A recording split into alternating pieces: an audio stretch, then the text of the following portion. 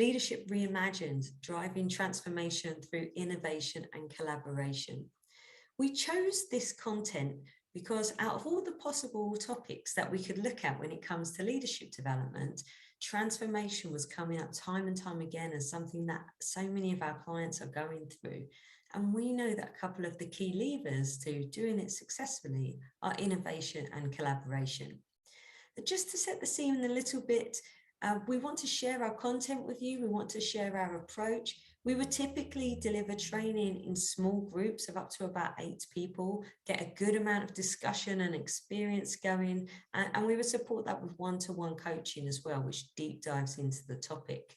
Now, to help many of you see our approach, we're doing it in this mini workshop webinar style, but we're going to try and pose some questions and give you some great takeaways to think about as well.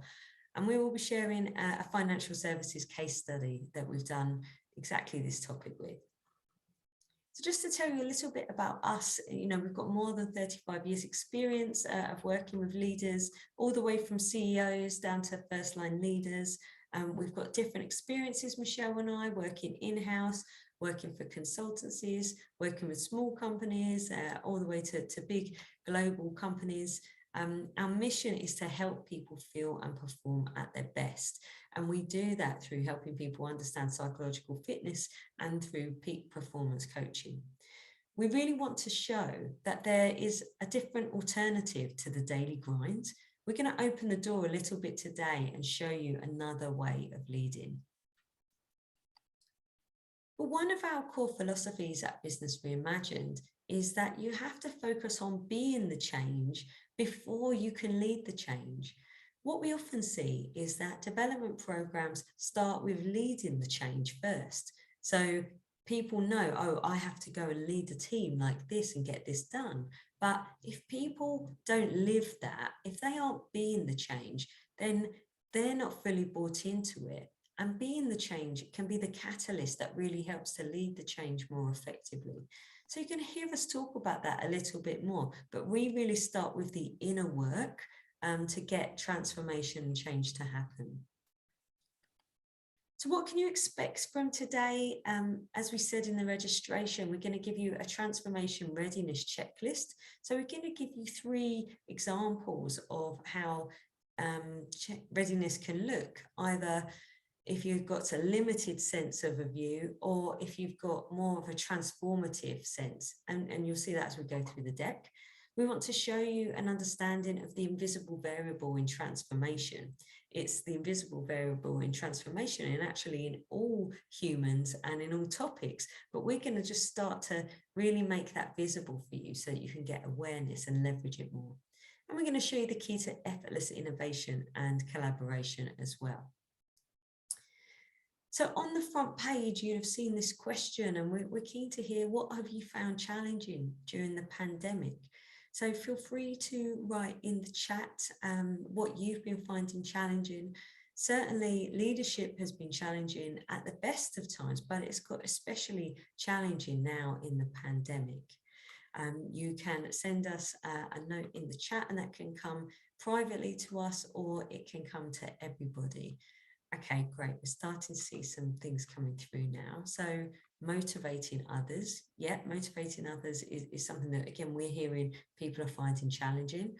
People are more stressed than they would be, and there's a lot of change, and all of that can affect someone's motivation, as well as the change to different roles that we're seeing that companies are having to do because of the transformations. Another one just come through, remote management. Yes, managing, if you haven't been used to managing people remotely, then of course that would have been a huge shift to have swapped to during the pandemic. When we looked at the research and even in what we hear from our clients, these were some of the leadership challenges, and I'm sure that some of you will be able to empathize and recognize some of these. We're seeing that 74% of people, for example, in one global survey said that they were stressed. So that's a huge amount, nearly 3/4. And nearly 2/3 of people, just over 2/3, 67% of people said that they were burnt out. What does that mean, burnout? I mean, think of what that means for innovation and collaboration. Burnout is no energy. I can't even think straight. I don't know what to do next. So when we're thinking about transformation, if we've got 2/3 of employees experiencing burnout, you can just see how much more difficult that's going to be to get anything done. And they're just the leadership challenges. We know that there's broader challenges, global, economic, technological. We live in this VUCA world at the moment, and change is going to just keep happening at the moment. But let's get into it now, because we really want to show you what do we mean by transformation, and when we look at this definition, transformation is a marked change in nature, form, or appearance. So to deal with challenges, we don't just need small changes, we need significant changes. And we saw this in the pandemic, of course. It was really forced upon us quickly. Maybe you were full-time in the office before and now you're fully working from home. Or maybe for one of my old clients, actually, he was traveling all the time. He was actually traveling 3 out of 4 weeks a year. Suddenly he's home 24 hours a day with his family. When we look at it from a business perspective, we had companies that really had to pivot quickly. I think about companies such as restaurants. So fancy restaurants, we've got plenty of them in London, and they had to start doing takeaway. So it was like, how do we keep our business surviving? So transformation requires pivots. It requires us to be able to self-manage well. So we talked about how stressed people are at the moment. We actually ran a mini workshop earlier this week called Dissolving Stress and Becoming Burnout Proof, because again, that's something that when we're stressed, transformation is going to be extremely difficult. But we chose 2 aspects to focus on today. So let's just have a quick look at those. Have a think about how creative have you been during the pandemic? What do we mean by creativity? We mean something that doesn't exist today. How do you find something in the unknown? So something profound. Creativity helps us to be resilient. It's one of the ways in which we can see a challenge, and yet we know different ways to come around it, or at least we know the way will show itself. We know we can get through it. How creative have your team been, your organization? What would have been the impact if they'd have been more creative? Creativity is really seeing possibilities. We're going to talk a bit about that later. And then collaboration. How collaborative have you been during the pandemic? I know I, for one, sometimes in those times when you're feeling very isolated, which I'm sure a lot of people were, collaboration is the last thing I wanted to do. I actually found myself feeling quite withdrawn. Collaboration is about being on the same page. It's about sharing those common goals. But of course, it's really difficult to collaborate when we're stressed. Tensions rise. There's more conflict. We can start to feel the fight and flight mechanisms that are in us. But collaboration is the way that we make transformation happen. No one can do transformation alone when we're thinking about transforming businesses. There's a lovely proverb, African proverb, which says, if you want to go fast, go alone. And if you want to go far, go together.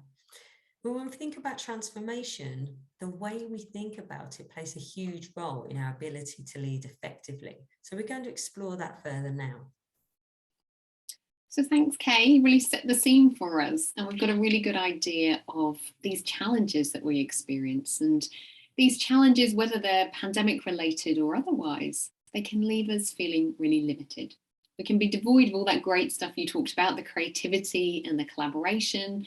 And we can feel that transformation is really elusive, or maybe even impossible, as we feel boxed in by all those solid limits that we feel. And we can reach this point, really hitting a red light or a stop sign. We see the challenges or those limits as unable to be navigated. As soon as we see something in that way, we see it as fixed, we see it as solid, we see it as unchanging, then that's how it is. And our potential for transformation decreases. There's really no wiggle room for us in that. It really is a red light, and we feel trapped. But now you might start to be feeling, okay, I've got an idea of this limitation thing. Maybe you're even noticing signs of it in your organization, but we want to leave you, without any confusion around whether you've got that potential for transformation that's being limited. So let's have a look at some checklists. So first of all, let's look at it in terms of culturally. So on the left, we've got the indicators of a limited culture. On the right, a transformative culture. Of course, we want to be on the right-hand side, but let's have a look at the left-hand side. So we've got confusion. So we don't have this sense of clarity or alignment.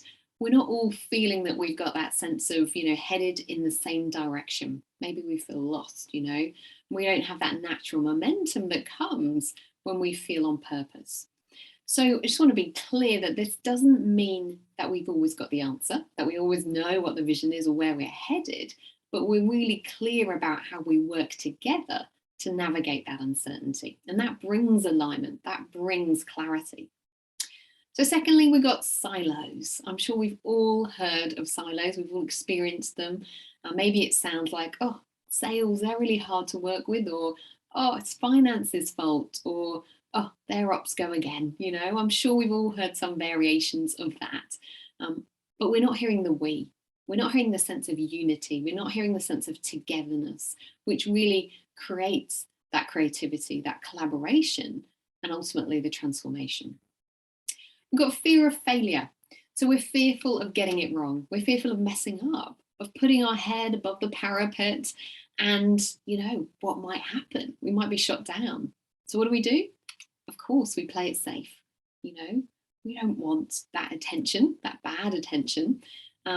So we don't consider what could be possible. In a way, we kind of switch off to possibility. We've got pattern of repeating the same behaviours. So one client that I worked with, an engineering client, they talked about this as a merry-go-round. That feeling where you're going round and round the merry-go-round, having exactly the same experience time and time again, nothing really changing. And we know Einstein had this kind of definition of insanity, which kind of describes that beautifully, of doing the same things over and over again and expecting different results. So we're not getting to the source of patterns that we see on the transformative culture side. We're repeating the patterns and we're feeling the pain time and time again. And then finally, we're resisting change and connection. So it seems too hard, seems too uncomfortable, too much of a threat even. There's that threat response, the stress that Kay was talking about. So we often resist. We often go inwards. We're not able to adapt, to deal with what comes our way. We kind of shut down more. So we attach to the security of the known rather than explore the unknown. So we can hear the limits and right through this. And you can see the readiness for transformation. So I wonder what you recognise in yourself or in your organisation in this. And to kind of bring this to life a little bit more for us, we wanted to share with you little snippets of a case study throughout this session. So this is a global financial services institution that we've worked with. And when we first met them, this was one of the insights from a cultural survey they'd recently undertook. So we work in silos, preventing true collaboration or sustainable change. So there was lots of talk about empire building, turf wars, really this sense of kind of poor transparency. We don't want to share this with them, we've got to keep it to ourselves. So obviously we end up with people working without the full picture, which is never going to be as effective or transformative.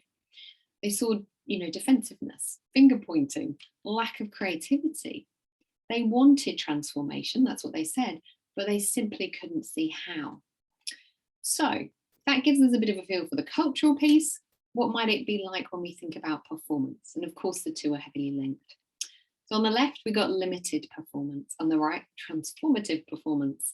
So reactive and unfocused. So we might think of that in terms of a crisis manager or that firefighting kind of behavior. We often refer to it as the whack-a-mole kind of situation where you got a problem pop up and then you try and whack that one down, takes all your attention, and then up pops another one. And it just keeps on happening.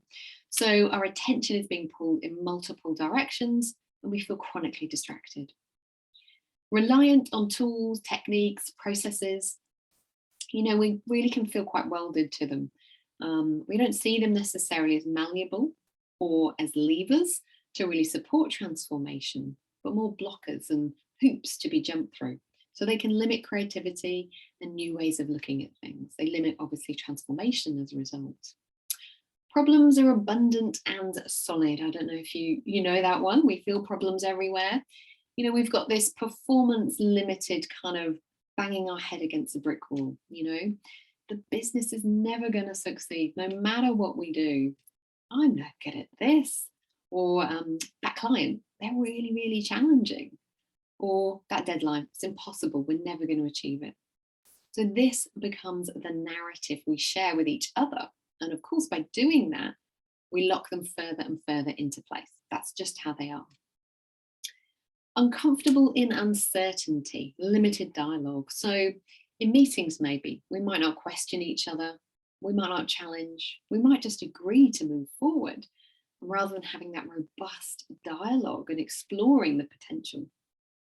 And then finally, change happens slowly. So even if we can see what change might be helpful, it just feels like there's a lot of hurdles that have to be overcome for anything to change. So what did this look like in our case study organisation? So we're so scared to make decisions that we've lost our creative edge. We're playing it safe and we've become hesitant and slow. So we can see that there were all the indicators for a limited culture and limited performance. But what do we see when it comes to well-being? So here's our last checklist. So undoubtedly, it impacts how we feel. We've got limited well-being, got a busy mind. There's a high cognitive load that we're carrying around with us. We don't feel great, we're not in that state of flow. Stress, as Kay's talked about, for me, I think of it as an analogy of a dragon breathing down my neck with this sense of urgency. Really far from that state of kind of freedom and potential. We've got hustle, so it's, you know, exhausting. We've got adrenaline and cortisol fuel, so we're in fight or flight, you know, in that stress response. And you know, we're fighting our biology. So we're using sources to go against our biology, things like caffeine, sugar, lots of others. They go against the natural rhythms of the body. They don't leverage our biology. So very different what we see on the right-hand side. And obviously that's the transformative side that we want. So what did we hear in our case study organisation? I feel like a dog trying to chase my own tail all the time. I'm exhausted and feel like we're getting nowhere. Can really visualize that dog, you know, trying to chase the tail, exhausting, not for lack of effort, not for lack of expending energy. And we could really see this in the leaders that we met.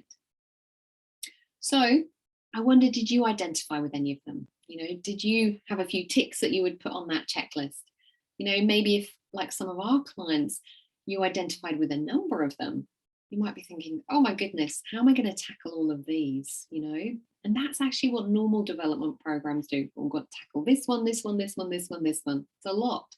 But we want to introduce you to the invisible variable in transformation. So the source of all transformation that helps us to move beyond these limits in a lot more easeful a way. So one of our key takeaways was to share the invisible driver of our performance. And this is really where it starts. This is the key takeaway. We're going to spend a bit of time and look at some different slides to really understand this. So when we look at transformation, when we look at anything, it looks like our experience is coming from the outside in. So it looks like this change of the business, this acquisition, this new task I had to come on, this new team I had to manage, or having a team take away from me. It looks like all of that is making me feel like this. But that really isn't the way it works. And if we understand the real way that it works, we can have a completely different experience. And that different experience allows us to have fresh thinking, which is innovation and creativity. And it gives us the access to really collaborate and connect better with others. Let's just start to understand this now in this nice next picture. It looks like these two people are having a completely different experience of this ride. And I'm sure we've all been somewhere where you think, I'm loving it, and the person next to us is terrified. Now, if the world worked that it was the outside making us feel a certain way, these two or even three people would be having the exact same experience of being on this roller coaster. But of course, they're not. And why is that? Because every experience we have is the product of a couple of things, one being our state of mind at the time. So this is the psychological underpinnings that we have. We're going to explore that a bit further, but it's constantly kind of just moving up a bit, kind of high and low, and we're going to help you see that more clearly. But it's also the product of our conditioned thinking, whether we like it or not. So if one person started and they were immediately scared of the very first roller coaster, they probably have this narrative that roller coasters are scary, and that then just gets perpetuated over time until it's a really strong and hard belief. But we have these thoughts and feelings about everything that we do at work as well. You know, is a conversation going to be awkward? Is something going to be fascinating? And our ability to see how much our own thinking affects our experience at the time is really critical to our personal success. So let's explore this just a little bit more. So if we want to get to the source of where this transformation really comes from, and Kay's really kind of given a really good segue into this. So we spend a lot of our time focusing downstream on results. We spend a lot of time focusing on behavior. So we're trying to tweak the behavior, we're trying to kind of dial up the results, we're trying to really, put a lot of energy and effort into this part of the stream. But all behavior and all results are optimal for how we experience the situation 100% of the time. So how we experience a situation doesn't come from those downstream factors of behavior and results. They come upstream from the state of our mind. So if we think about it from the state of mind, we can see that our state of mind creates our circumstances, our experience of those circumstances in the moment. So it shapes the world. It shapes, how we see the organization, our colleagues, our results. Is the project exciting or is it daunting? Is someone kind or manipulative? Is the other department with or against us? Feedback, is it to be feared or embraced? All being shaped moment to moment. So how the world looks to us fundamentally impacts how we behave. So when feedback is helpful, I'm going to get curious. I'm going to try and understand and see if there's anything in this bit of feedback that might be helpful. So that's impacting my behavior. But when feedback is a danger to me, something to be feared, I might ignore it. I might challenge it. I might dismiss it completely, or I might prevent myself through all of those three routes from hearing anything new. So we're going to see that in my behavior, but we're also going to see it further downstream in the results. So ultimately, how I behave impacts the results that I get. So if we think about that feedback example, if I dismissed it, then my behavior continues as it was. Nothing changes, and neither do my results. But if I get curious and hear something new, maybe I see an opportunity to tweak my behavior and my results change. So our state of mind upstream is the invisible variable in transformation. But we don't spend a whole lot of time there. We spend all our time downstream. But it's the source of all our experience, behavior, and ultimately our results. So let's understand it a little bit more. So we've got a simple analogy for you as a hot air balloon. So our state of mind is our moment-to-moment clarity of mind. So it goes up and down like this balloon. We can see that kind of axis there. So in a certain situation, we could be in a low state of mind. So the hot air balloon might be on the floor, deflated, and we might be feeling deflated too. So a burdened mind, full of beliefs, full of limits that look and feel really real. The task's impossible. The client is challenging. There's no way forward. Feedback's a threat. That department can't be trusted. That's the kind of things that we experience in a low state of mind. We've all got our versions of that play out. Often we don't even notice them. But if we move up that mood elevator or that state of mind kind of balloon, go up in trajectory, up in the sky, the perspective totally changes. We've got stunning views, unburdened mind, we've got clarity. We're unlimited in our thoughts. We're not limited by that burdened process that we talked about, all those thoughts or beliefs. Ideas are flowing. there's unlimited potential. Creativity and collaboration becomes effortless. So we've started to talk about it in terms of the hot air balloon, but let's give a real practical example of when you're in a meeting.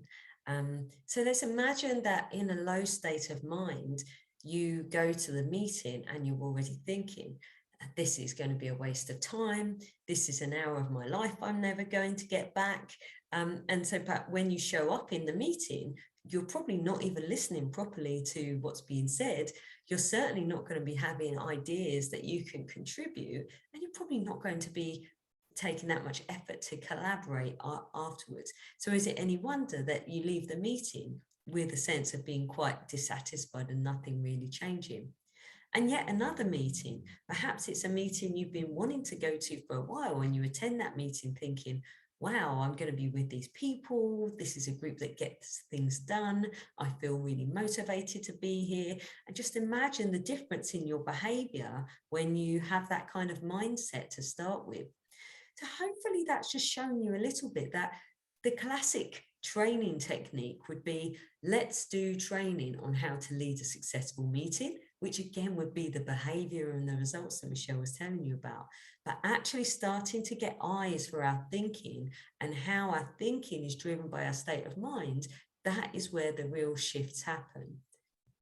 Because we're not seeing the world, we're seeing our state of mind's version of the world every time, all the time, 100% of the time. And so this is such an important takeaway that we help people to see.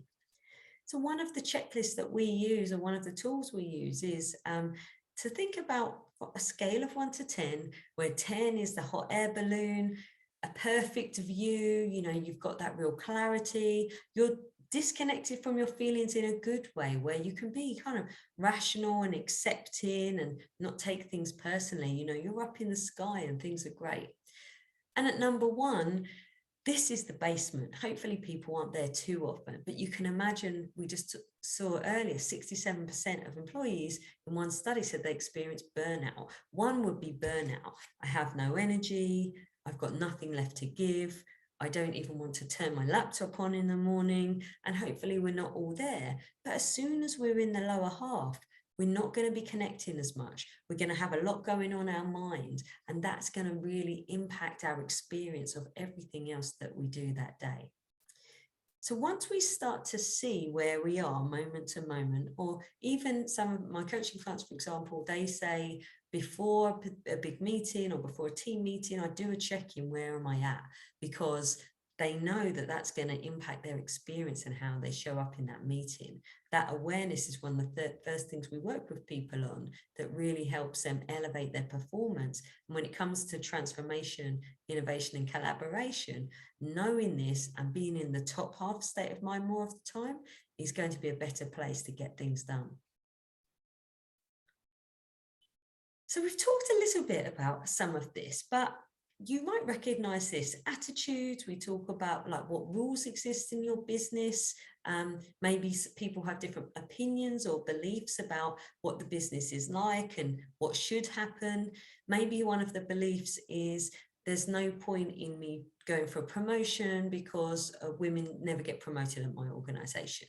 Or maybe I have an idea, but I think, well, ideas are never taken on board seriously. There's never any outcome from them. And even structures. Well, it's been structured like this, so I therefore can't implement this new process because it wouldn't fit in the existing structure. We have to start seeing all of these thoughts and how thought created they are, and actually how much potential for change there is in all of them. Just to give some neat examples, as a book I'm reading, Humanocracy, at the moment, and one of the case studies in that book, they say that rather than having, in traditional leadership land, we would say, 1 leader for every 8 direct reports, we would say that's a good ratio usually. One of their case studies has 2 managers for 16,000 employees. I mean, wow, talk about mind blowing. That's transformative. That is really reimagining the way we do work. So really start to recognize whether it's a fear or a belief or a tradition, how much those things are learned and how much potential we have if we start to learn to question them and can really reimagine our work life and our work relationships. So just in summary, as soon as we see something as thought created and changeable, our potential for transformation increases. We don't recognize how much we limit ourselves just through the limitations of our own thinking. It's so important, if we really want to create transformation, to see it and be able to dispel that so that we can really move forward. So we want to give you a few tools or a few ways of looking at the two areas that we've talked a little bit about through this journey today. So creativity and collaboration. We're going to start with collaboration. So if we think about this little model that we've got going on here, what we can see, we think of this as two people. So we've got yourself on the axis going from bottom to top there. So from a low clarity of mind to a higher clarity of mind. And then we've got someone else that you're interacting with, going on the bottom from the left to the right, from a low clarity of mind to a higher clarity of mind. So we all meet and talk to people all the time and need to collaborate with them, work with them. So if we are both in a low state of mind, if we are both, have a lot of thinking going on, we've got a lot of beliefs, what we can see is we end up in this bottom left-hand quadrant. So we get confusion. We don't get a clean, objective conversation. We get misunderstanding. We're not really present, to what's going on. It's a bit like wearing dirty goggles. We're gripped to our own ideas. We're not open to the ideas of others. So limitation is rife, and we experience conflict. So it's not a great place for creativity. It's certainly not a great place for transformation. So as we go through these, just think about any relationships that you have and where they might fit within these quadrants. But if we move a little bit out of the bottom left quadrant and we think about yourself being higher up on that clarity scale, but the person that you're interacting with still remaining quite low on the clarity scale. So you might start to feel a bit of compassion and understanding for the other person. You might not feel this need to go into battle like you did in the lower state of mind, but you might get curious. You might, untainted by that burden mind, you might think, well, what's going on for them? Or that's an interesting perspective, and really kind of stay open and really curious. So that shift is going to be felt by the person that you're interacting with, that person in the lower state of mind. And we've got a movement in the right direction, but we're not there yet. We want to get to this top right-hand box where we've got high clarity of mind for both participants in this conversation. So for you and for them. If we're both in this place, we've got less burdened mind, less fixed thinking, more open, more present to reality. So cleaner, that lens through which we're looking at is a lot cleaner. We can see what's happening. It's not limited. We've got so much potential, but we've got deep connection, deep collaboration. That's really where we want to be. We can build on the ideas of each other. So we've all been in that place. We know what it feels like. We've probably all been in each of these boxes at different times. But it's a great way to think about your relationships and interactions with others. If you didn't have a great interaction with someone, just have a think about this. Think about where it was playing out. And we can also see this in a bigger group dynamic. So if we think about a meeting, for example, we've got this state of mind axis again, from low to high. This is our invisible variable that we're going to keep talking about. But if the combined state of mind of the team is low, we might find ourselves down in D. So as we go through these, think about where, your team or a team you're frequently in or a meeting you frequently have might be positioned in this little model.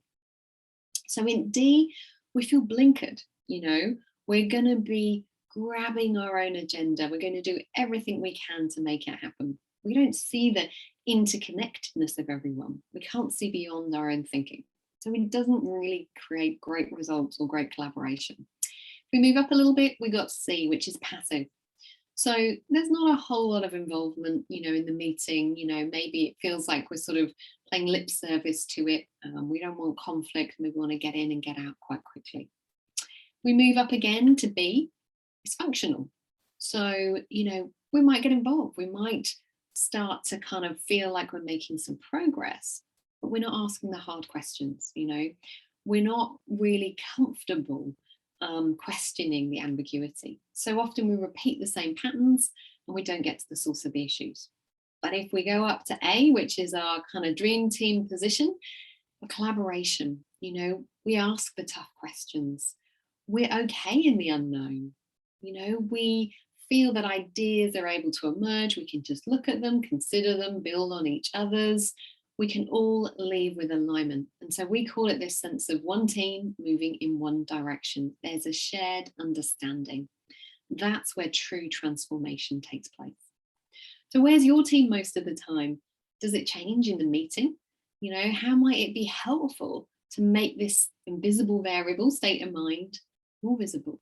These are kind of questions that we encourage people to consider, and we work with teams to help them get to that A place more of the time. So if we have a quick look at creativity. So this quote, the amount of synapses that fire when we have an aha creative moment are a few hundred. The amount that fire when having a stress out about whether it's right or wrong are several thousand. We may never hear the aha moment underneath the noise. So in a low state of mind, in a burdened mind, our access to new and creative thoughts is limited. So, we don't hear it. Doesn't mean that creativity is not there. It's just that we miss it. So the more we're up in the air balloon, the more likely we are to hear that creative thought underneath the noise. So in each situation, the possibilities are endless, beyond the beliefs that look true, telling us that we can't or it's not possible. You can reinvent yourself. You can reinvent your department. You can reimagine your project, your relationship with another in any moment. A blank canvas has unlimited possibilities. And this state is called flow, which we could talk for hours about, but it's really a state where our brain is less active, there's less weight on our mind, less burdened. And the research shows us in that place, we're 430% more creative. So really powerful stuff. So how does it play out in an organisation? So we're just going to finish this session with sharing a little bit more detail about the case study that we referred to at the beginning. So a global financial services organisation, lots of transformation required. So they ticked a lot of those boxes on the transformation checklist. It felt insurmountable. So we wanted to get to know the business, to really set the programme in the context of their culture and their business limits. And this is what it looked like. So an experiential 14-week development programme for high potential leaders. So really explorative, really experiential. So the aim to generate insights and move beyond limits to create transformation. We set the scene with a pre-programmed one-on-one coaching session for each participant and a group kickoff session. So we wanted to build credibility and unearth the specific challenges they were experiencing. 4 half-day virtual workshops. So we went upstream. We looked at the human operating system. We looked at state of mind, their emotions, their behaviours. And at the start, there's this sense of, why are we doing this? That's not helping me with my challenge on my desk right now. But then we dived into the business. Then we looked at their challenges from this new perspective. And the challenges changed without them doing anything. So it really enabled, a real shift. And then we could cleanly look at the problems that remained. So we then did a one-on-one session after each workshop, really to embed their learnings and insights, to reflect on their own limitations and look at their business challenges so we could create some momentum. And we had quite a fun, inspiring, program box for them, lots of visual tools and fun takeaways that some of them thought maybe were more relevant for their kids at first, but then ended up loving them themselves. So the program received really excellent feedback. The results were able to speak for themselves. So 50% of participants were successfully promoted within 6 months of the program. And there was lots of business transformation, so new structures, new ways of doing things that were put in place, moving them beyond what they saw possible, those pre-existing limitations. So not just want you to believe us, here's a few words from the participants themselves. So one of the best courses I've ever been on in terms of how powerful and far-reaching the tools you come away with. So, really helping them in that fast-paced environment and deal with uncertainty, build objectivity, creativity, and resilience. And, personally and professionally getting change and a unique perspective, and one which will be very powerful at so many levels. So, great to get that feedback. So just to finish up in our last moment, transformation is about people. People drive it, and no human is limited. If we move beyond our limitations, then anything is possible. Just to wrap up the session, as we said, we would usually work within small groups and one-to-one coaching. That's where we really get deep impact and transformation on an individual level.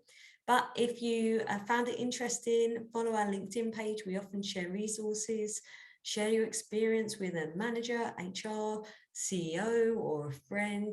We really want to show people that there's a completely different way of developing people that feels better. It helps you perform better, and it will help you get really amazing results as well. We have run out of time for questions, but just want to say thank you to everyone for joining, because 45 minutes of your time is very precious, and we appreciate you spending it with us. Thank you so much again, and we look forward to hearing from you. Thanks, everybody. Great to be with you today.